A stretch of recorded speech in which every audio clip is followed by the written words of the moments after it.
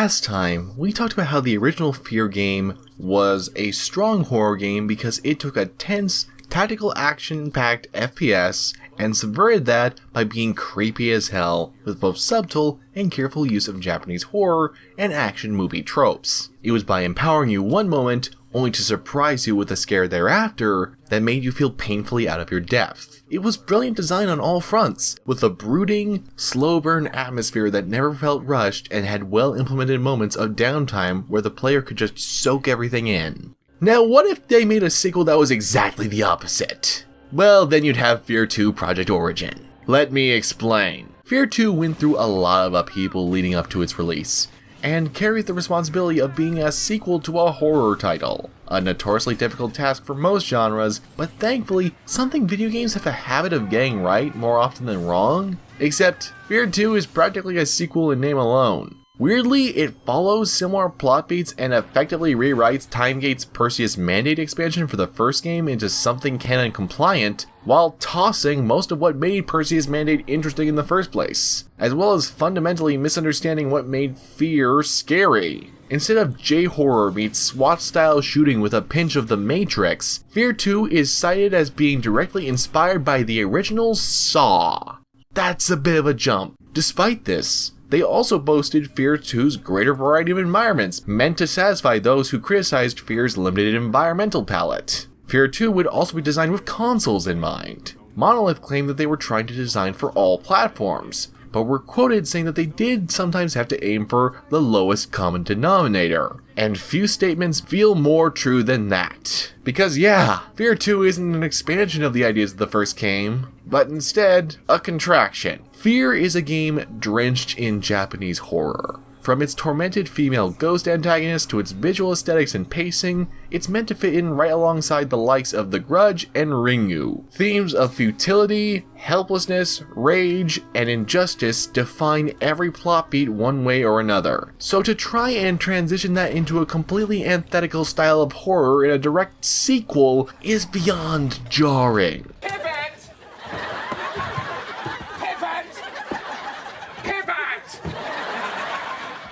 While the game's lead artist explains their reasoning in an interview with The Guardian, citing Saw's heightened moments of intensity when a character is in one of Jigsaw's traps, that explanation leaves a lot to be desired. F.E.A.R has plenty of intense moments. Horror games exist because they are thrilling, harrowing experiences. However, you only make that sort of impact by building up tension. It's not about what's in the creepy basement, but how you get there. If you just run down the steps with loud music playing, we'll already be tone deaf to what occurs. However, if you make each step feel both too fast, but also an eternity as you dread what comes next, wondering if your next step will be your last, then whatever you have planned will scare the pants off of someone. F.E.A.R 2 doesn't begin to understand this, and it's emphasized by something else that comes up in that interview. According to Dave Matthews, F.E.A.R 2 lead artist, one of the cool things about our technology now is that we have so many in-camera effects,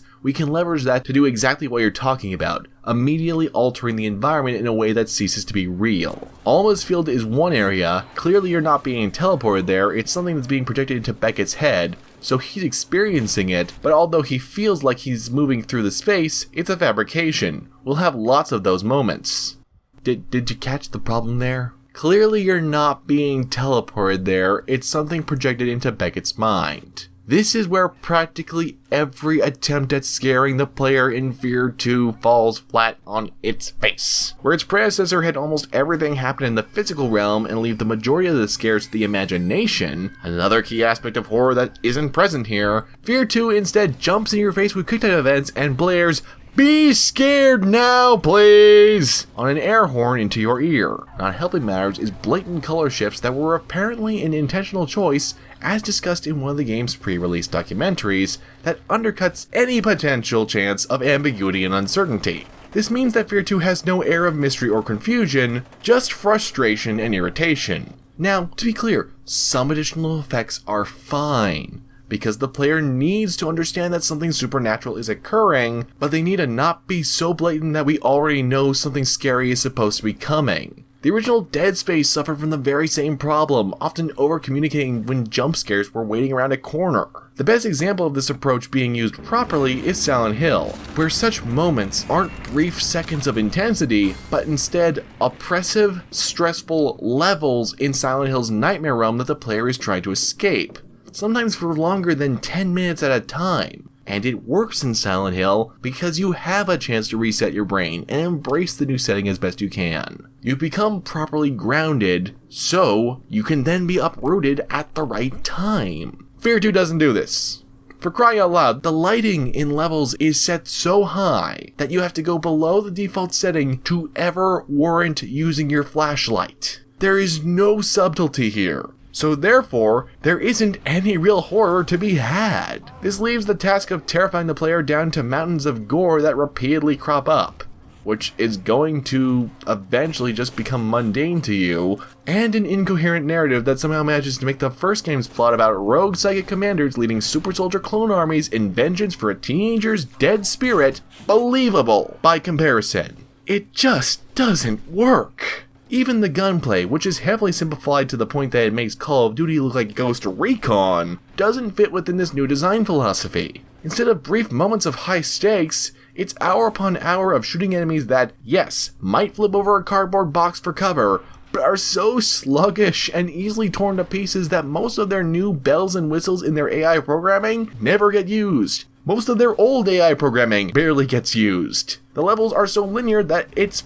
pointless. It's technology for the sake of back-of-the-blocks blurbs, hiding from the fact that while the levels may be less constrictive, they are also far less tightly constructed and variable. They're wider without any real reason to. Instead of having an elaborate maze, you have a wider tunnel, ensuring that the AI is not going to have that much to do and the player is going to have even less. Except for the mech sections. Somehow they actually kind of work fine. No idea why, but they do. It feels like you're suddenly in a Terminator game, but hey, I digress.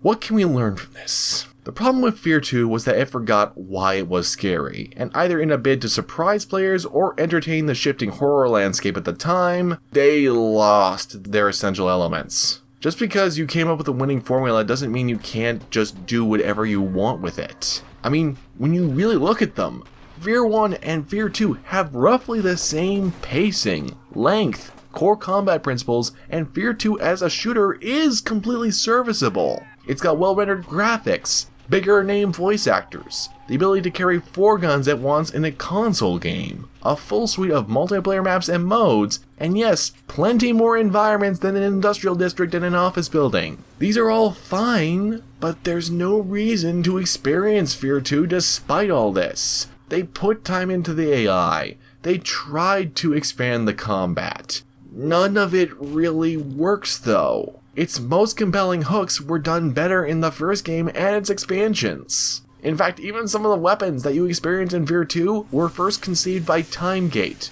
And as I said, a lot of the plot basically does a poorer job of Timegate's own expansions. And while F.E.A.R 3 might have failed to rediscover the heart of the horrifying first entry, it does find something new to warrant coming back, which we'll get into next time.